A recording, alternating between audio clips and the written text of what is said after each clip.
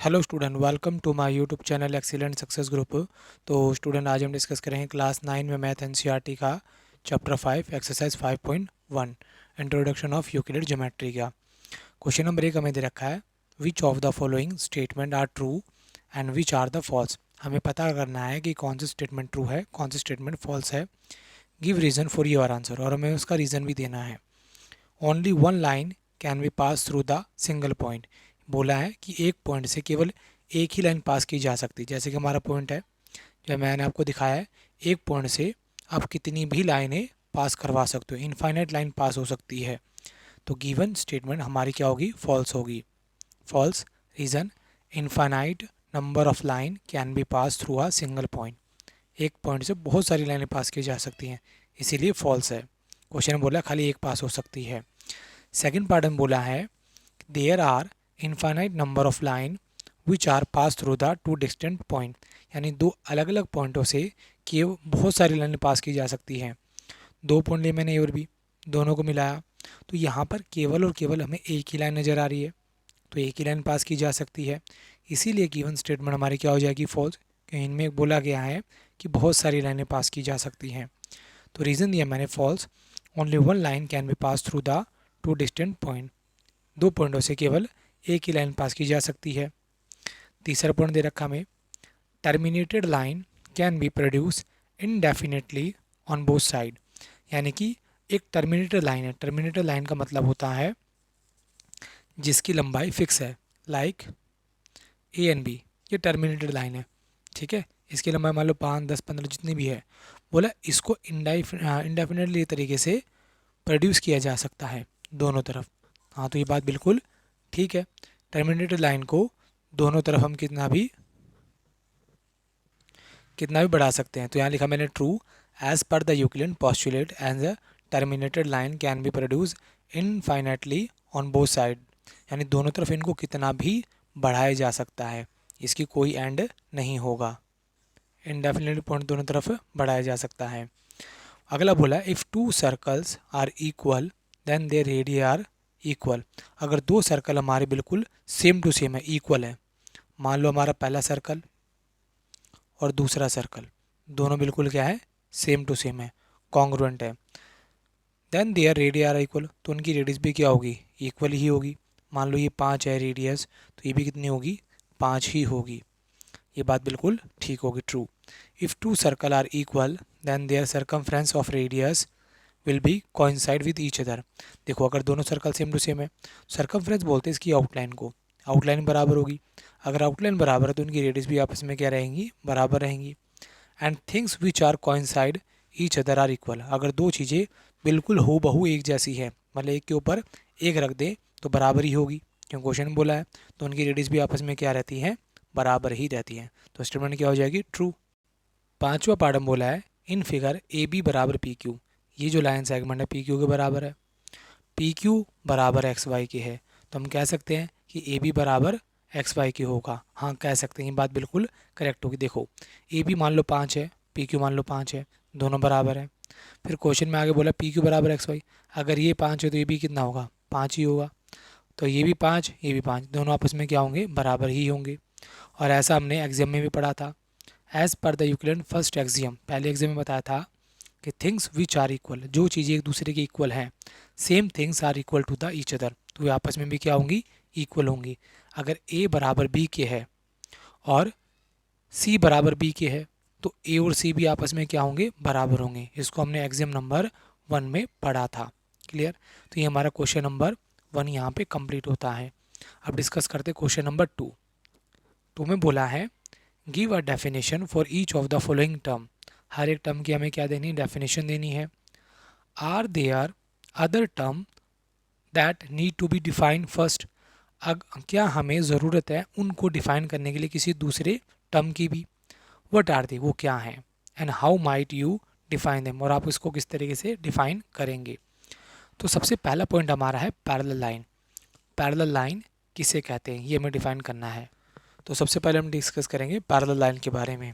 Parallel line क्या होती है, if perpendicular distance between the two lines is always constant, they then they are called parallel line in a plane surface.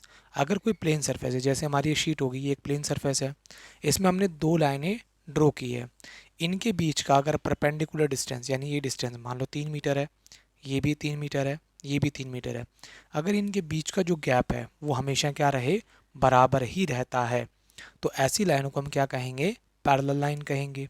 ठीक है, और या फिर वो ऐसी दो पेयर ऑफ लाइन जो कभी एक दूसरे को इंटरसेक्ट ना करें, ऐसा भी हम कह सकते हैं, वो पैरेलल लाइन ही होगी।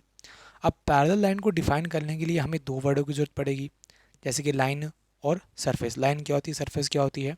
तो मैंने आपको इंट्रोडक्शन वीडियो में बताया था कि लाइन क्या होती है, line is a breathless line. Line एक बिना चौड़ाई वाली एक लाइन होती है जिसकी केवल लंबाई होती है। एंड सरफेस क्या होता है, a surface is that which has length and breadth only. एक ऐसा सरफेस होगा जिसमें केवल और केवल लेंथ होगी और ब्रेथ होगी।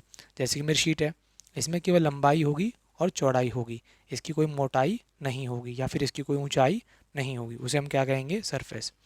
अब अगला हमारे डेफिनेशन पूछिए परपेंडिकुलर लाइन की। परपेंडिकुलर लाइंस किसे कहते हैं, if two line are intersect each other at a right angle, दो लाइनें एक दूसरे को राइट एंगल पे इंटरसेक्ट करें, then they are said to be perpendicular to each other, तो हम उनको परपेंडिकुलर कह सकते हैं एक दूसरे के ऊपर।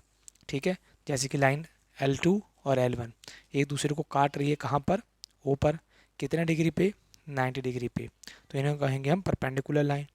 अब परपेंडिकुलर लाइन को डिफाइन करने के लिए हमें दो कीवर्ड की जरूरत पड़ेगी। पहला लाइन क्या होती है, दूसरा राइट एंगल क्या होता है, एंगल क्या होते हैं। ठीक है, लाइन मैंने अभी बताया आपको, a line is a breathless length, एक ऐसी लाइन जिसकी कोई चौड़ाई नहीं होती है। ठीक है, एक ऐसी लंबाई जिसकी कोई चौड़ाई नहीं होगी लाइन की। अगला आता हमारा एंगल वर्ड। एंगल को डिफाइन किया मैंने, the measurement of the space between two intersecting line. दो लाइनें हैं जो एक दूसरे को इंटरसेक्ट करती है, तो इनके बीच का जो स्पेस होगा, इसी स्पेस को हम क्या कहेंगे, एंगल।